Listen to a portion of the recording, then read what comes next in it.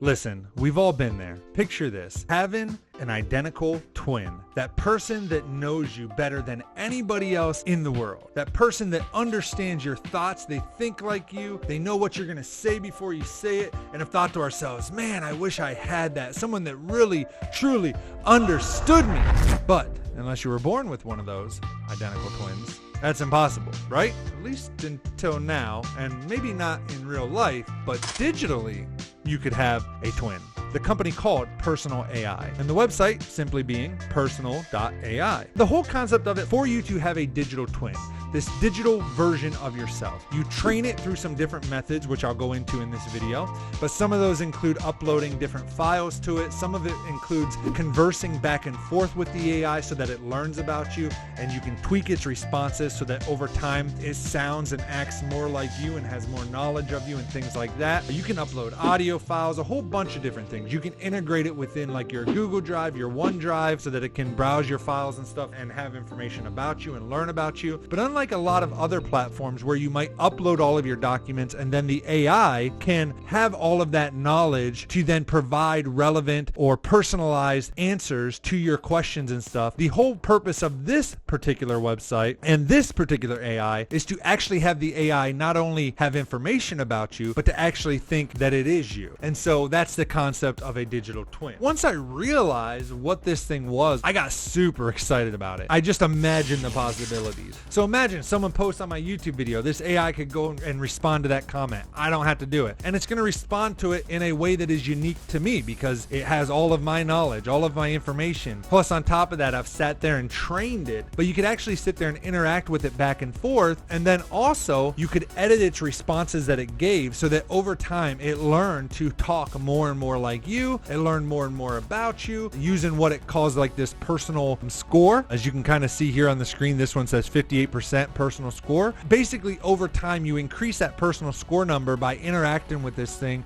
so that it learns about you. Let's talk about setting up. So the first things first, once you create an account on Personal.ai, you're kind of greeted with this page, and originally you don't really have an AI or a persona set up. And first, before we dive in, let me explain the difference between the primary AI and the personas. Personas are basically different personas, so different AIs you can create. You could have one that is maybe you yourself. You could also have one that maybe acts as your personal assistant. Basically, you can set up a persona to be whatever you want it to be. And each persona has its own memory. When you come in and create your first AI persona, what you're going to do is kind of come to this page here where it says create your AI persona, and you can pick a template. So the templates are going to be like, it might have like a personal AI, it might have like a professional AI, and based on what you choose, it helps you decide on the questions and stuff or the information, the different types of memories that it's going to want you to upload or give you the option of uploading. Honestly, you can pretty much give it any memory type you want, no matter which one you pick. Once you do that, you're going to have to give your AI an identity. So for example, first thing is, who is your AI portraying? You can have it portray yourself. So, I can make it me, which it gives an example here. Like if I said, tell me about yourself to the AI would respond with, my name is Nora Elliott, which is the name of the user. So in my case, it'd be like, hey, tell me about yourself. My AI would respond, my name is Derek Salyers. You can also have it as your personal AI. This AI then knows that it is your personal AI assistant. You can also have it be an avatar, so you can give it a specific name, specific kind of background. You can make it be a dog. You could make it be a famous character, whatever. You could also have it be a brand or a business, and then you can actually give it a name. And then AI mode is when you are using chats or lounges or even speaking to the AI yourself, you can decide if you want AI replies to be off, meaning if you send it information, it's not going to reply. AI Copilot is the kind of the training method outside of what you upload it in terms of files and stuff. This is when you send a message to the AI, it sends a response, but before it sends the official response, you have the ability to edit that response. And then when you save it and send it, it's going to save that message in its memory bank so that the next time it gets asked a question like that, it's going to know how to respond more personal, more like you. AI Autopilot is just that, where it just automatically responds. response. So there is no chance for you to edit it. You don't need to edit it. For starting off, I would recommend you set it to Copilot, and then you're going to give it some traits. There's all of these different traits you can choose, but once you do that, you go to then memory types, and this is where you can choose the type of information that you want to provide the AI to then kind of have context about you. And then when we go to the memory upload, you're going to see all of these different sections. What you can click on is this plus here for personal notes, and you can basically upload any local files you want. And you can see the supported types are docs, like from Microsoft Word, text files, markdown files, or PDFs. Each time you upload a file, you can then give it a title as well as some tags to help organize it, which I would highly suggest you do this, as it really, even though this says optional, it really helps the AI find information down the road for you, especially as you add more and more information. But you can also click this About Me thing here, where it'll place you into the AI, where it'll ask you questions and you can respond to it. You can respond to it, and then you can hit complete when you're done once it finishes, and then it'll have all that about me about you. Journals, and you can upload local files. Again, same file types. Essays and blogs, same thing. You can also upload a website link, so you can upload a link to your blog to train it on your writing and stuff. Personal goals, and click on the personal goals one here, or upload files. But if you click on the personal goals, it's basically going to ask you questions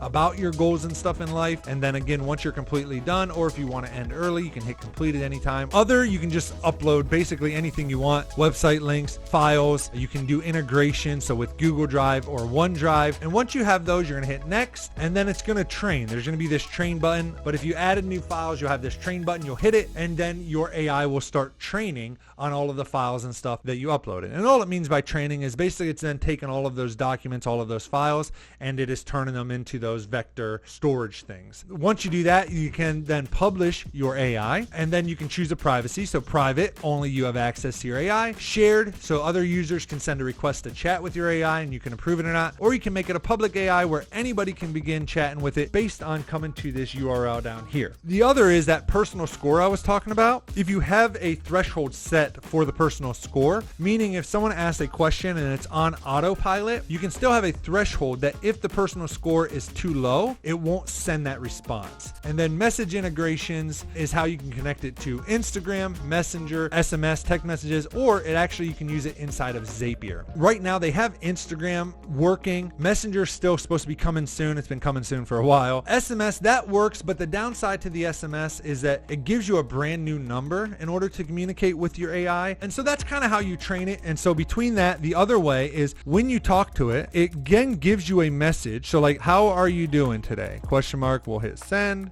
And so there it gives a response. It says, I'm doing well today. Thanks for asking. It's been a productive day working on your business and spending quality time with Tanner. If I don't want it to do all this, like I can come in here, click on this, and I can just edit it and put, I'm doing great, Derek. How can I help you today? Maybe that's all I want it to say. I don't need it to give me all that other stuff. Then I can hit save here, and then I can hit send, and you can see it actually saves this to my memory stack. And you can see up here, you have memories, and then you also have AI messages. So it saves up to 10,000 messages with the AI on the base level. And then it saves up to, I think, was it 50K memories, or it might be 20K memories? I had to double check. But anyway, it saves a lot of memories. You're not really going to run out unless you're like going crazy. And you have to do this repeatedly. Like you will spend a lot of time at the beginning in this Copilot method. And I deleted everything I had just to kind of show you guys from a fresh start. That's why you see the numbers so low. Basically, it's asking you some questions, which it's designed to do. You can kind of make it get more and more personal the more and more you train it. With that said, let's talk a little bit about some of the difficulty. It takes a lot of time. Like it takes a long time to train this AI. And I'm sure over time, if you keep doing it, it's worth it. But the problem is where the technology is currently at. I ran into so many issues with this thing where it kind of would start to get irrelevant the more information you added. You know, I spent months training this thing only for it to, as I trained it more and more, only for it to start to get irrelevant again, you know, and provide more and more unpersonalized results. The one thing they don't really do is provide really good documentation or anything around training these. As I added more and more memories, more and more information, what started happening was, let me give you an example here. Can you write some social media posts for your Twitter for me to post, Derek? So again, I'm responding to this as if it's Derek Salyers. And it says, absolutely, Derek. How about a tweet highlighting the importance of positive father-child relationships or sharing an interest in tech update? Both topics align. What do you think? And I said, no, not my brand, yours. So again, I'm trying to train it to realize that, no, it's you, like not me. And it says, you are Derek, are you not? Aren't they your brands? Also, you choose, it's your brand. He said, absolutely. I am Derek Salyers, and those are indeed my brands. Thank Thank you for the reminder. Exciting to have the freedom to choose what resonates with me. What do you think would be a great way to showcase these brands on social media? And I said, you decide and create some posts. Then it says, absolutely, I'm excited to share a post about my poetry, stories, blah, blah, blah. And I said, you don't write poetry. What are you talking about? Make some social posts for Twitter. And then it says the same thing again. Absolutely, I'm excited to share a post about my, and then it just gets stuck in this loop where it's just repeating the same thing over and over and over. So the more my memories grew, the more I started getting these weird bugs like that where I felt like I was wasting my time because I was spending all this time trying to train this digital version of me to try to be me, this digital twin. And then it's not really integrating how I wanted to integrate. Then it's running into all these problems. The more I do train it, I stopped using it daily and went back to ChatGPT and some other systems. The other issue I had was privacy concern. I would have to limit how much content I gave it, how much personal information it had about me, because I had to be careful what information it would tell other people. There's not really any built-in security measures where the AI would know not to share certain information, which I think it would be really helpful if there was systems in place to make sure the AI doesn't share like too much of personal information. And then so what ended up happening is basically I ended up going back to ChatGPT, as well as Notion came out with AI built into their software. Then on top of that, ChatGPT added memory feature within ChatGPT where it could remember information about you. ChatGPT now starts to become a more personalized AI where it remembers stuff about you, how you want it to respond, how it should write certain content, and information about yourself so it can give more personalized results. And then on top of that, you have a system like Notion where that AI works really well for just being able to find information in your personal knowledge management system. So it's two separate systems, which kind of sucks, but I think as we go more and more, you're going to see these systems kind of becoming one. So meaning a company will do all of these things really well. Problem is like Personal AI, it costs $40 a month. ChatGPT costs $20 a month, and the AI within Notion costs $10 a month. So you can actually get ChatGPT and Notion for $30 a month